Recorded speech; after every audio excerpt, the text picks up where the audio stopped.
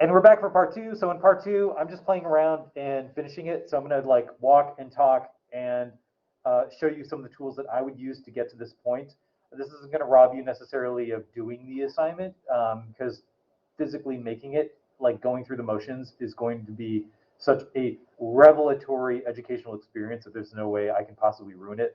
But yeah, anyway, here we go. So Kenny just asked, how do we do the divide thing? So the crucial bits of the divide are having at least two shapes that you want to play with, and then using that Pathfinder palette to force those shapes to interact with each other in the way that we want. So I'll start with like a rectangle. Let's make a rectangle there.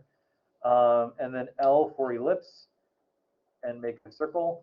And I'm just going to make this a different color to bring the appearance of any object. Any object you draw is going to take on the appearance of the last thing you were touching, or the last thing that is actively selected. So when I draw a new shape, because I've got a green shape selected, it's going to make a green shape. If I want to revert that back to the Illustrator default of a white fill, black outline, back to the beginning, all you have to do is hit D on your keyboard with that shape selected, and it will go back to those settings. If you want to flip these, so if I want to turn the outline off, then all I have to do is hit the question mark button, and it will turn that off. If I hit X, it will switch it to switch these so that now the fill is activated. If I hit X again, now the outline is activated. If I hit X again, now the fill is activated. That means when I hit the question mark this time, the fill goes away. So any object that you've got has those editable attributes of having a fill and an outline.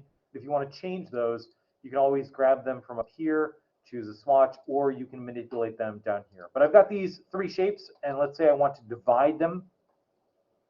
With them all selected, I hit divide, and now what's super cool is the overall appearance of these things has not really changed. You'll notice that the outline for this guy stuck with the original, and the thing on top retained the appearance of the object that it belonged to. But now, not only are they divided, but they're also automatically grouped. So grouping in Illustrator works the same way as it does in Photoshop, where it kind of automatically adds things to the same folder. You can also do this in Microsoft Word, where if you have a bunch of individual like spot art or objects in your layout, and you can group them, and they stick together. So if I move one of them, they all move together. To ungroup them, or if I want to liberate them from each other to edit these independently, you can select the object, right-click, and then choose ungroup. And now when I select one of these with the selection tool, it's only going to affect the one that I've got selected. So now this guy, I can move that, and now they're all separated from each other. If I hit Control A to select everything, you can see that all of those shapes are there. So that was kind of like a more detailed view. But if I were to do that again, let's do a square, and let's say I want this to be a black square with no outline. I can hit the question mark to get rid of the outline, or rather the fill. Actually, let me do that the other way. So I want no outline, and I want to fill it black. And then if I want to circle, the L button on the keyboard to lasso that, select everything. Well, now let's say I want the circle to be some other color. Select everything, choose that divide, and now they are grouped together, but you can right-click and ungroup, and now these items will work independent of each other. So that's kind of the big idea with the Pathfinder panel, and the other tools do their own thing. But I usually find myself using the divide most frequently, because then I've got like remnants. Like say I was only after the shape, I can still like put these things off onto the pasteboard for later in case I need to recreate that for some reason or whatever. I like to work non-destructively, save everything that you've got as you're going, just to keep things tidy. Let me jump back out here. And so we've got, let's see, we've got the, oh, so let's mess around with this. So let's talk about positioning. So we know in essence, the essence of our source material is that we see these, that the black line here in the gap between the orange, red banner is identical on both sides. It's not purely mechanically identical because this is pixels, and if we were to zoom in, one might be like, 10 pixels, the black line might be 10 pixels wide for one side and 12 pixels wide for the other.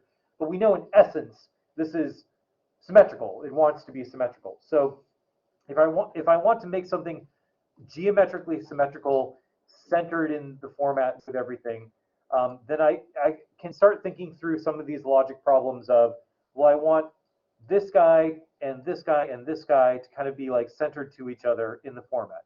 So if I select all of these, go to my alignment tool and choose the horizontal align center. Well, that didn't do what I wanted it to do. Now it just threw all the objects together into the center of the format. So that's not what I wanted, so I'll hit Control Z. What I actually want is for these to be treated like one object and this to be treated like its own object, and for these two things, like these guys and this guy, those to be centered to each other. So I need to get this one and this one to behave as though they are their own object in Illustrator. So to do that, I can group them. Just like we ungrouped things that we had cut out from each other, we can proactively group separate things together so that they act like they are one object. So I'm going to hold down Shift and select, with this one selected, holding down Shift and selecting the other. And now I can go to Object, or you can right-click, or you can hit Control G to group them. And now when I move one, the other one moves as well. So now when I select all these and choose to align, they align, and the change was ever so slight, but now this gap, this distance here, is exactly the same as the gap on this side because I told them to align center to each other. If I want to go the extra mile, I know that theoretically this should be centered in the entire format. So I can go to my transform, and I can see that it's not, if the center of this whole mess was exactly in the center vertically of the 6x6 square, then the X value should be 3 or halfway between the left side and right side. So I can hit 3 and you can see it nudged over ever so slightly. But that's one way of ensuring that all these things are all lined up where they need to be. So there's the banner done. Let me grab, I'm just going to unlock this and let me bring the transparency back up to 100 so that I can, let me just turn you off for a second, grab these, oops, eyedropper, that thing, and now when I turn off the original, there I've got the orange. And I think those are the only colors in here. We've got black, the green, the orange, and then these two shades of gold. We've got some white in here as well, but we've already got white on the board, so I feel pretty confident that I've selected all the colors that I need to. So let me bring this back to 20, lock it, and keep going. So what else do we want to draw? Let's do the trumpet. So I'm looking at the trumpet, and I've got, it looks symmetrical against this kind of like 45-degree angled axis from the center. So what I might do is draw it vertically first and then rotate it. It's got a lip on it, and it's also got this kind of like shadow gap between the lip and the body of the trumpet. And I'm also seeing these stripy shapes that seem to go all the way through. And these stripy shapes seem to be identical to each other. So what I might do, so there are any number of ways that you could attack this. You could draw it in place. You could just, on your fine art layer, you could just draw like points and like do the Care Bear thing and just point, drop the point, and draw all the way around. I think to make this as mechanically, geometrically exact as I can, I'll draw it vertically first so I can like flip one side to the other, like we did with the flag ends, and then I'll just rotate it 45 degrees to fit in where it needs to go. So let me first, I'm going to start off to the side of my pasteboard and kind of like draw this by eye. So I know that on one end, I've got a kind of like squarey thing, and then it flutes out and then it's got a point there, and then it connects back. And right now, this line isn't vertical, so I'm thinking about drawing half of this first, and then taking the one half, flipping it over across the vertical axis. So I've got the two halves side by side to make this symmetrical trumpet shape. So right now, this is not perfectly vertical. I need to get this edge or this line to be as vertical as I can get it. So basically, I need this point and this point to be vertically aligned to each other. And that's something that's easy to do. If I select, so I'm using my direct selection tool, grabbing one point, holding down shift, grabbing the second point. And if I go to the align tool and align left, now it drags those points together so that they are on the same side. I'm just kind of like eyeballing this, because once I've got it drawn, I can stretch and skew as I need to in order to get it into the final shape. So there's the first part of my trumpet, and I know that it goes basically straight until a point and that it curves out. And then we've got this like slightly curving lip of the trumpet there. So I'm going to use my pen tool and hovering over the edge. You can see that the pen tool, the asterisk next to the pen tool becomes a plus sign, and I can click there, and then I can use, that adds a point to the trumpet edge. So now I've got like a little bit of a thing that I can use to manipulate the appearance of the trumpet. I'm just selecting one point using the nudge keys the arrow keys to nudge it around. But this, in the trumpet, it curves out. And right now it just kind of like goes straight out like that. So I need to introduce a curve of some kind here. So I need to add those long handlebars that we saw on the ellipses to get that rounded edge to happen. To do that, I'll hold down shift and hit C on the keyboard. And that calls out I always forget the name of this guy, anchor point tool. And when I click and drag over that point, it's going to add those handlebars for me. So I'm just going to kind of like drag and until I got like a shape that looks like the one I want. I'm feeling pretty good with that. It's kind of like a gentle curve right at the end. And I think we're seeing that kind of thing here. I can always use my arrow keys to nudge this. So if I want this to be a little bit more pronounced, I can get something looking kind of like that. That feels good to me.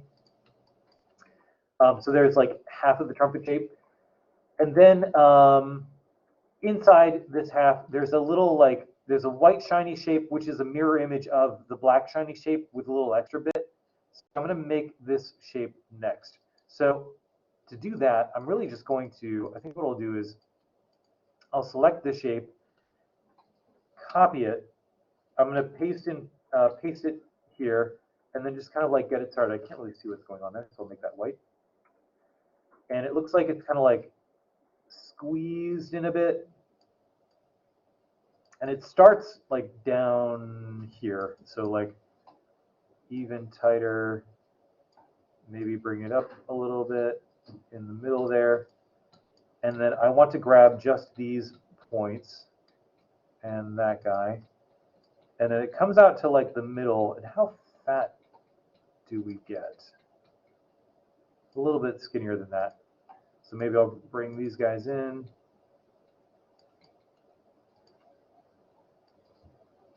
Like that a little bit.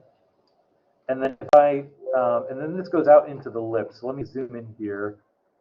And I need to make a lip of some kind, but I need to make this edge become curvy. So to do that, I'll do Shift C to add the curvy bit, and maybe do the same thing here. Oops. Just like that. So now I've got a kind of like lippy curvy thing that'll come out across onto the lip of the trumpet. And then I've got this shape that's slightly curved, and maybe I'll do this last after I reflect the two sides together as kind of like a finishing touch. So this is one side of the trumpet. Now I need the other side. So I'm going to select everything with my selection tool. So I see the thing, Control C, Control V. And now I need to reflect this. So right click, transform, reflect, and hit OK. And one of the handy things about Illustrator is that there's this feature called snap. So if I know that I want this edge to line up with the other edge, then I can use my direct selection tool. So right now it's got all the points selected, and I can grab the point that I want to snap to another point, and it will snap and grab in right where I want it to. And now I've got these two things. So like the bottom edge here, this is black. Let's just make that black for now. I want the fill to be black and the outline to be nothing. And I want both sides of the trumpet to be the gold color. Eyeball, grab the gold. And there we go. So there's like that much of the trumpet done so far. And now I need this like slightly curving lip guy with black outline. So to do this, I'm going to create, let me see, I'm going to use the pen tool to, actually let's make an ellipse. That's going to kind of like simulate the curve I want it to. Let me make this a different color just so we can see what's going on. And send to back. So I'm trying to make an ellipse that's going to give me a piece of an ellipse that I can cut out to make this gentle curving bit at the end of the trumpet. So I feel like that's pretty good. And I want this, the ellipse and the body of the trumpet, to be centered to each other. So we've got that like geometric perfection. So just like I did with ribbons, I'm going to select the body of the trumpet and group it. So Control G to group. And now these guys behave as one object. And I'm going to select it and the ellipse and center them. So now the ellipse, the part of the ellipse that I want and this guy are perfectly centered. And I'm going to make a box because what I really want is, I can select all these and center them as well. I want the box centered. And I want the box to be, if I select everything to see the outlines of this, I want the box to basically be as wide as the widest point I want the lip of the trumpet to be. So maybe I'll just bring the box in ever so slightly until I'm satisfied with that. So what I'm trying to steal from this is just the edge of where the ellipse and the rectangle that I made overlap, because I'm going to use a stroke in order to get those perfectly rounded edges around ends around the lip of the trumpet. So I'll show you what I mean right now. So I'm going to select the ellipse and that rectangle that are centered on each other and centered with the body of the trumpet, and go to that divide tool and split everything apart. And I want to get rid of, I'm going to get rid of that and that and that and that, and I just want this guy. And I don't even want those two bottom points. So using the direct selection tool, I'm just going to take that point and delete it. You'll notice when I delete the point that defines the edge or the outer limit of a shape, it's, even though the shape has a fill, and you can see the angular delineation of the fill being expressed like this, there's no red line there, and that indicates that now this is an open shape. And the fill is going to go basically right between any point that is available. So right now the fill is being expressed like this, even though there's no line technically there in the shape right there. If I click and drag to select something, there's not actually anything there. It's just the fill being rendered between these existing points. So I'm going to choose this point and delete. And now I've got, it seems like such a minuscule thing, but now I've got a little bit of a curve that I can use to define the lip. Right now, I feel a sneeze coming up. Nope, I'm sure if I keep talking, it's just going to sneak right out. All right. Right now, it's got a fill and no stroke, so it has this kind of appearance. What I want it to do is have no fill and have, let's make it just do bright orange stroke so we can see this very clearly. So right now I've got what looks like a shape. It looks like kind of like a curvy rectangle, but it's actually just a line that has had a stroke applied to it. If I select this object, I can make that line thicker. So it's like kind of like that. And I can also tell it to render the ends of the line with different treatments. If I go to, do we have our outline? Let's go to Window, and we want Stroke, or Control F10. Here we've got our stroke panel. and I can tell it that I want the cap or the end of the line to be rounded, and it will automatically render. So right now it's just a butt cap, so there's nothing going on there. But I can choose square, where it extends out as a square all the way around the end of that line, or I can choose around. And now it gives me that thing that looks kind of way more similar to the trumpet in the original compared to here. I can even, let me see, zoom in a little bit more, make this a little bit wider maybe, mess around with the proportions a little bit. And then I know that let me see. So the black one goes behind that, the white one goes on top. So I'm going to ungroup this. So right click, ungroup. I'm ungrouping it because if I try to drag this on top of this, it's going to take the whole group with it. So I'm going to arrange, bring to front. Now I've got that there. And you're like, oh no, there's this gray gap between here and here. That's okay, because I can just grab those points using the direct selection tool, drag them straight down, and now they're behind that outliney thing going on. And I know that this needs to be gold, so I'm going to choose, where'd you come from, color? Goodbye, color. For the outline, there are swatches here. Oh yeah, let's talk about swatches. So this is bonus. I want them to be this gold color, but say you're really tired of using the eyedropper tool, like you keep having to hit I on the keyboard, it's so annoying.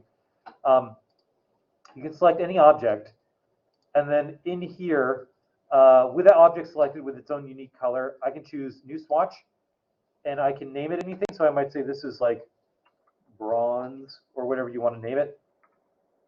And now that custom new swatch has been added to the palette. So now when I select this guy, and for the outline, where are you? There we go. For the outline, I want this to be my new bronze color. I can select it, and now it's bronze. And then I also need to make a black stripe that kind of delineates the lip of the trumpet from the rest of it. So I might just take this line, copy it, and move it up. Oops, not that guy. Control Shift V to paste in place. Move it up until it's over there. And then let's just try this with one of these guys to see how it looks. And we want to divide. And let's just send this one to back.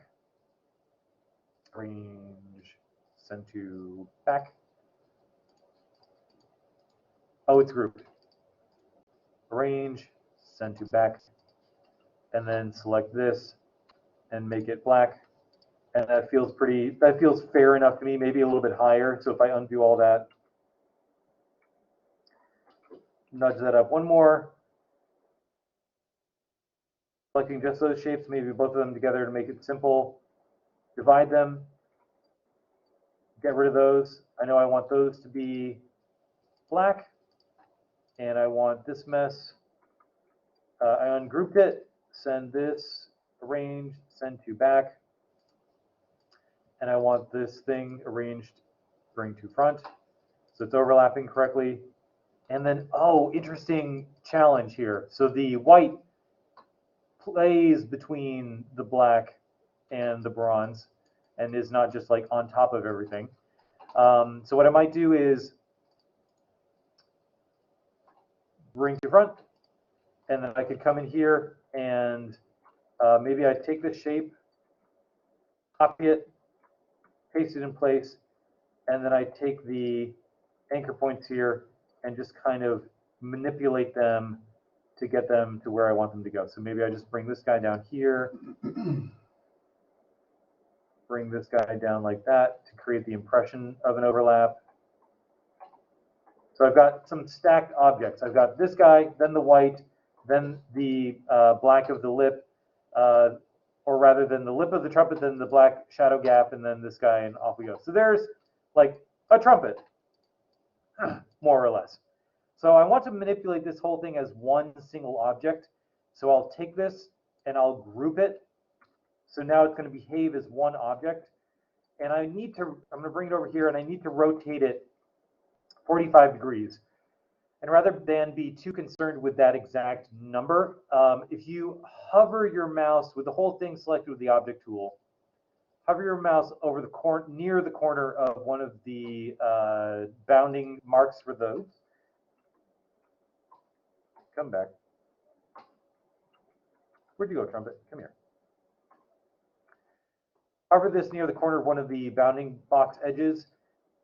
Click and rotate. If I hold down shift, it's going to rotate that directly to the cardinal points of the compass. So you can see if I'm holding shift, I just kind of like grab it and move my mouse around until it goes right where I want it to be. And then I can line this up with the trumpet. So I want that to be there. Maybe I want this to come out here and this to come out here, holding down shift, and then rotate things and off you go. It's a little bit wide. What do you think? Would be a good way to deal with that. I'm just going to bring it in, rotate it, and see if that gets us closer. Still a little bit too wide. Bring it a little more. That near, that's pretty good. So I'm just going to line up the lip where I want it to be. Good enough. And then I'm going to grab the points here, and I'm just going to put these on its own. You know, I want to be able to click and drag to grab these points and drag them straight down to the edge here. But if I were to do that, I would end up selecting a whole mess of stuff. So I'm going to put the trumpet on its own layer. We do a new layer. We'll call this trumpet. Trumpet. I'm going to move it behind the final art because we want it to be back behind the palette.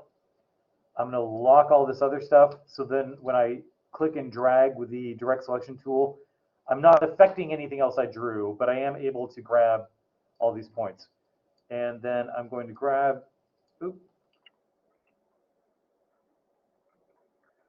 select these, and holding shift, dragging them until they get to where they want to go. And let's say I want to get these guys out here as well. Holding down shift so that they move along that 45-degree axis. And there the trumpet's done. So I'm done with the trumpet. I might lock that and call that done. And actually, we could leave all this other stuff locked. So we know that we don't want to accidentally move any of these other pieces and just work in layers as we go all the way down the line. Let's tackle the capital next. So we can use that same outlining tool technique to get the similar effects. So you can see identical to how the edge of the trumpet behaves. Let me turn off the original for now. Edge of the trumpet behaves. The capital has a kind of like rounded little thing happening that curls out like a snail shell until it gets to this kind of like bigger area in the middle. So let's deal with that. I'm going to turn the original on. And let's make a new layer and call it Capit. Is it capital or capital? Putting this once and for all.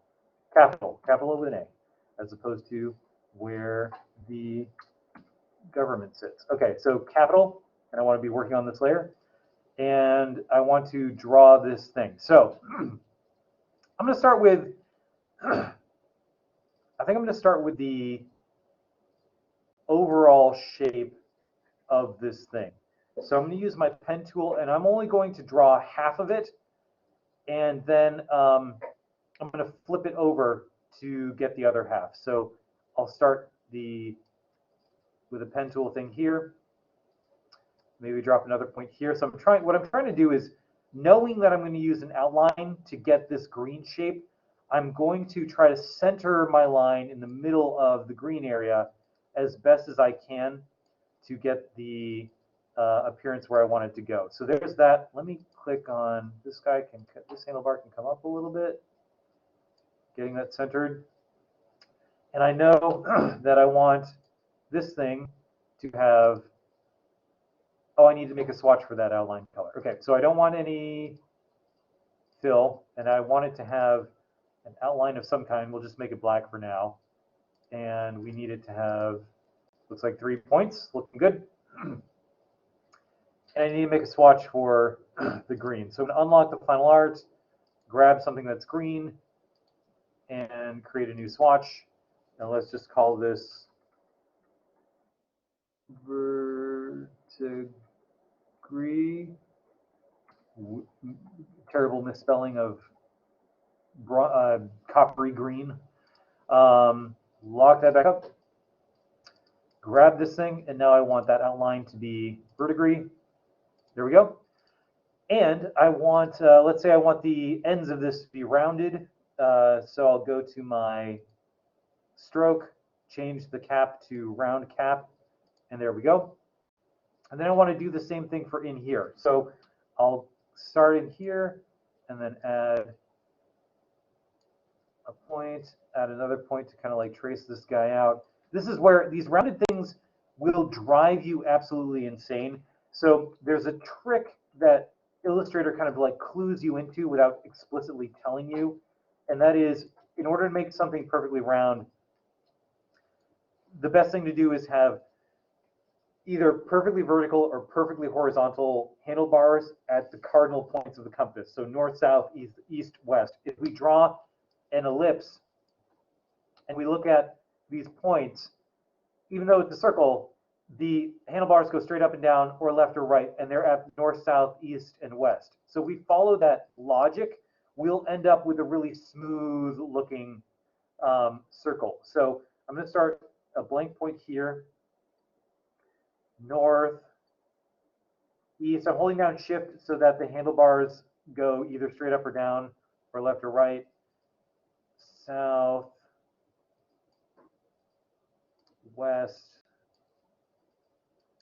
north, and I'll just go out here for now.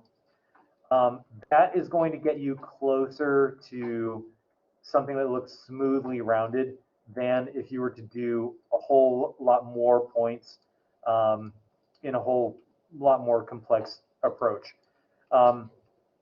Okay, so there's kind of like half of the column or the capital with an A. The next thing I want is this stroke appears to widen out toward the center here. And rather than draw an entire shape on top of this line, I'm going to convert this line into a shape rather than a stroke so I can manipulate the points into filling out this area. Doing that couldn't be more fun or easy. You select any old line that has a stroke applied to it, and then go to Object and Path and Outline Stroke. And what this is going to do is, instead of it just being one line with the stroke applied, it's going to create a shape out of that appearance of the stroke that you can then manipulate the points for. So that, again, that's Object, Path, Outline, Stroke. And now if I select this with my direct selection tool, you can see that these are now the lines that describe that shape or that stroke that I had drawn before. And I can take one of these guys and move it up here. Maybe I want this to kind of like behave more like that without necessarily making the line thinner where I don't want it to be. Move this down, kind of go like that, and pull that out like maybe like that. And now I've manipulated what started out as a stroke into a shape that makes sense for what I want it to do. All right, so let me grab both of these. Right click, and before I do that, copy, paste in place, Control Shift V for a totally new set. Right click, transform, reflect. Okay. And then bring this out until it lines up with a neighbor. And now I've got more or less the effect that I want to. There are, of course, if I turn off my original, the visibility of the original, I can see some weird overlaps. So this is something I'll just kind of like deal with as necessary to make things look as smooth as possible in between here. Let's see, this guy, maybe it can just kind of like connect. So you can see what I did was, hold on, let me zoom in here. So I can see there's a gap between these two as indicated by the fact that the caps don't touch. So there's kind of like a discontinuity in this line where it dips in there. So I can fix that since these are both lines with strokes applied by making them the same line. So I will use my pen tool to click on the end of this line and go hunting for where the end of the other, where the end of the neighbor is, here, and that's indicated because it found the point, and when I click here, it's going to join these two lines into one single line, and the stroke will be applied across that junction. So now, if I zoom out, that looks good and smooth and clean. Now I know I need the inside of this to be black, so I might just draw a shape real quick in the middle of this. And the edge of this, the appearance of the edge of this isn't really very important because I know that I want this to be black. And I'll send it to the back behind all this mess. Boop. In the capital, here we go, just kind of like going around behind in there. And now I'm going to select this object, right click, arrange, send to back, and now it's back there. And then if I go look at the original, these little, the way the column capital join together, the rectangle of that that we first drew very early on in part one kind of goes straight up into the blackness of the column there. So I'm going to just draw on the column a new rectangle that is black. Thank you, color thing. So let's do M for rectangle, and it's already black. And then just kind of like drop this rectangle in here on top of everything to mask out what was going on before. I'm just going to zoom in to make sure it's like super clean.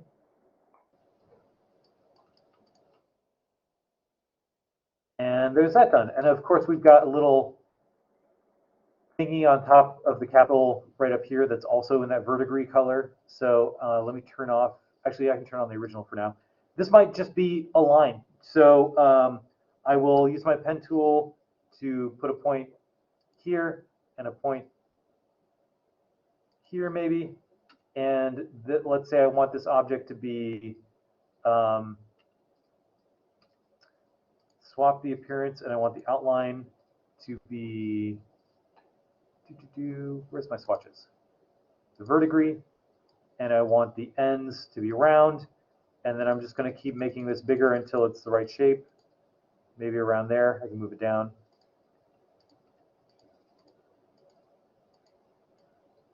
Kind of like down in center like that. And then arrange, send to back. And now I've got that top bit there. It looks like it's slightly curved, so I can go in. I can select this thing. Where are you? Boop. Shift C to do that thing where I add some handlebars and just kind of like add a handlebar to the one side. And that's the capital done. So I can lock that and not have to worry about it ever again. Let's see what else would be fun to do now. So the very back, we've got this kind of like black shape in the very back of everything. I might add a new layer, bring this back below the trumpet because it's behind everything, and call this black circle. Circle. Use L on my keyboard to get that ellipse tool. Or actually, if I want this to be centered on everything, I could just, well, no, I'll use the ellipse. So hold down Shift and drag, and I'm using my spacebar to move this around as I'm drawing it. So if you start drawing something, you're like, no, it needs to be there, no, not there, and whatever, then the thing to do is to hold down Shift, and then when you press your spacebar, you can move what you've drawn. When you release the spacebar, you can keep drawing it. So I'm just going to kind of like eyeball it here. We can reposition things as we go. It's a little bit big. Something like right there. And I'm going to, just make sure it's geometrically perfect, put that at 3 inches. It looks like it's a little bit high compared to the rest of this mess. So I'm not going to worry about centering it vertically, but vertically, but it is going to be centered. No, centered it horizontally, vertically. It's going to be off the y-axis a little bit because it looks like the circle is kind of like floated up in the overall design. All right, so I've done the circle, and I need it to be no stroke, but filled with black. And that's looking right. And then I might, rather than worry about cutting this out, I might just make a new shape on the black circle layer that is white. So I might just go like that and maybe click and curve that in. And then complete it and make that white. And copy that. Control-Shift-V to paste in place. Right-click, transform, reflect. Do it. And then just drag this new guy over until he meets up. And it looks like a little bit of the black is kind of like sneaking through above the edge there. Oops. So I'm using the A direct selection tool. Come on now. To grab just that guy, drag that up. And now I've got the, I turn off the original. Now I've got that black shape ready to receive some more design on top of it. And already that makes it feel as though a ton of stuff just got done just by having the black circle in there. We're nearly out of time, but if I were to tackle the leaves of the wreath, I might use my pen tool to, let's make a new wreath. Kind of like trace and draw a leaf. And I know that this needs to be, let's grab my fill, needs to be that gold color. And if I zoom in here, I'm just making sure that everything's looking right. So using my direct selection tool to move these points around. And I can Shift C to add handlebars here, move things in, dot, dot, dot.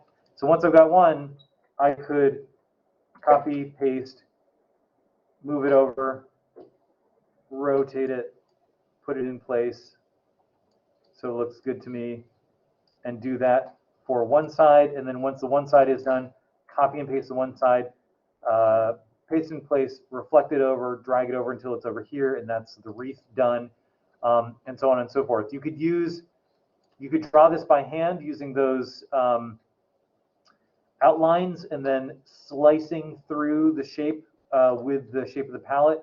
Same over on this side. Like you can see how this could merely be a line where the end caps are. Let me do switch. Oops, delete that. Where the end caps are, let me see. I'm just going to put this on capital for now so we can see it. Come on now.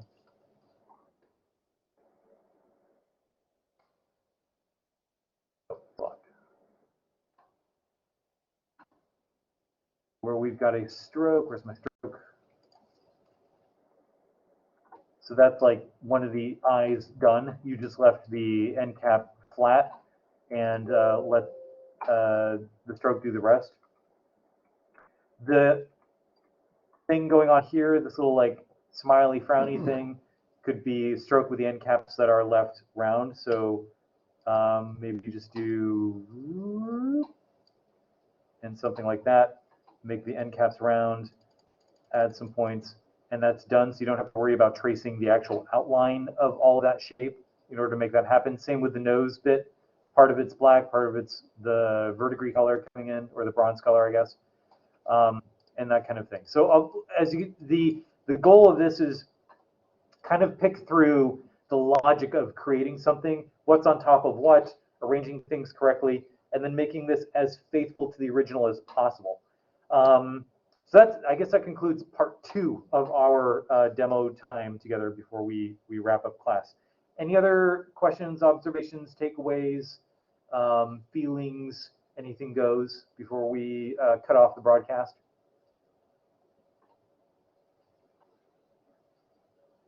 I know for a curve or something like that, rather than using just a pen tool, the curvature tool is really helpful as well. Yeah, absolutely. Yeah, you can use, so I've introduced some basic tools. Like you can get by on this assignment with just the tools that we've covered.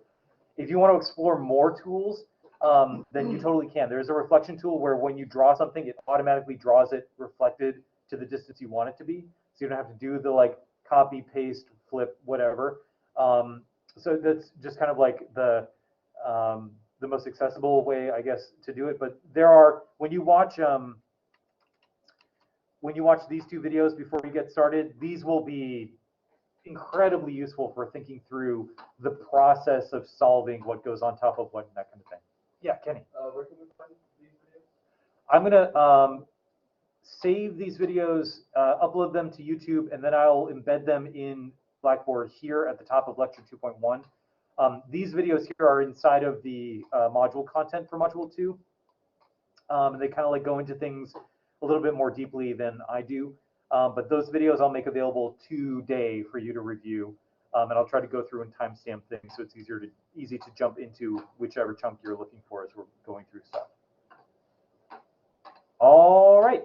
I'm going to end the broadcast there. And as always, as I like to say, email me and we'll catch you on the next.